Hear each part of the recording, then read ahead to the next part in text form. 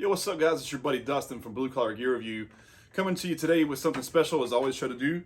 Not a pedal review, not an amp review, but in fact a utility item review, your pedal board itself. How you're transporting your pedals, how you're powering your pedals, how you are stacking your pedals in your signal chain. This is my personal board. This is the board I use for my band Intended Infliction out of Columbia, South Carolina. Try to keep it minimal as possible. It looks a little more complex than it has to be, but it's really straightforward. I'm going to give you a quick tour of how I run my pedals and the chain in sequence, and then I'm going to talk to you a little bit more about the board itself and some opinions I have there. So without much further ado, let's dive in, let's take a closer look, and then we'll offer some opinions and some insights, as I always try to do. All right, guys, real quick, we're going to take you in real close to my board setup here and just kind of walk you through the pedal chain and how I'm running some stuff. This all is to taste. There's tons of arguments on the internet about what comes first and what goes where as far as your chain and that kind of stuff, but it's really up to you and what you're trying to do. I feel as if I have a pretty standard, pretty common signal chain, so I'm going to run you through the process real quick.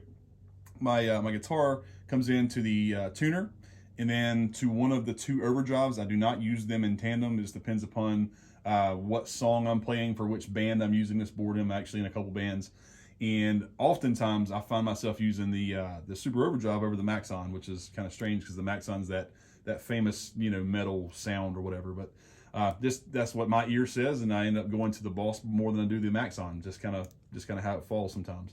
And then the last pedal in the front chain is the MXR Phase 90.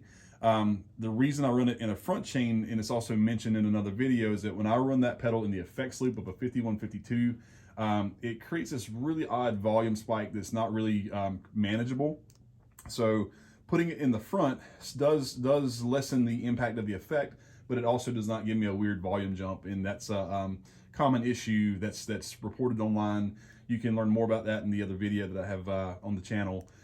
And then out of the Phase 90, this little blue cable here goes to the ISP decimator G string, and then from there there's an output on the top corner, goes out to the front of my amp. So that's my front chain. Those pedals are kind of my utility main pedals that get used most often. Tuner obviously silences sound for tuning, and then I will switch between the overdrives as mentioned.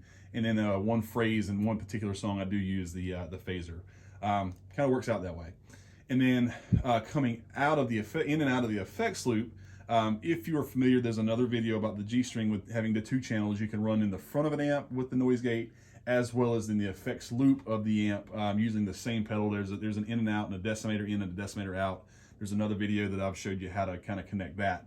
But those pedals run into my effects loop, so kind of coming from the ISP, BBE, chorus, MXR EQ, and then into the carbon copy delay, and out to the return of the amplifier. So the front four are my front pedals. The back five are my just color effects, my bonus effects. I'm actually using that EQ as almost an envelope filter mimicking style sound. Have it set up pretty drastically to give a pretty cool tone shape there. So again, quick run through of the pedal setup and how I'm running the board.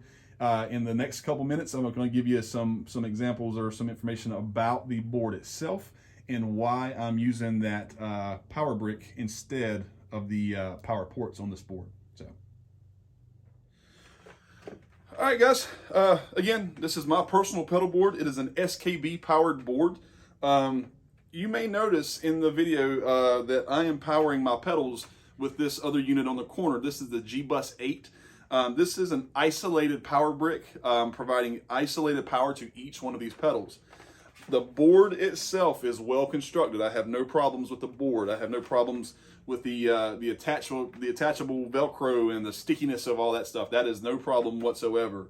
The weight's not bad for it being stacked full of pedals in the board itself. However, if you are looking for a power solution for your pedals, not wanting to spend that extra money on an isolated power brick, this board will not do it for you. I say that with experience, that using the power from this board and the individual ports on the board, they are not isolated, they're not shielded, and these pedals are silent using an isolated brick, when I have paired them with the board, trying to power them with the board, they began not behaving properly with each other. So I don't know about you guys, that to me is a big annoyance because this is a powered board, yet I was very fortunate I already had another power brick, so I'm essentially bypassing that whole feature. So if you're looking for a powered board or looking to power your pedals, the board itself is built well. The power stuff is a problem for me. So I hope that gives you some insight and hope that helps you make some decisions if you're looking for a way to transport and stack your pedals. Hopefully this is helpful. Hopefully this is good information for you. And maybe somewhere along the way, hopefully I can save you a little bit of money and steer you in a direction that's better for what you're looking for. So anyway, as always, thank you for watching, and we'll see you on the next one.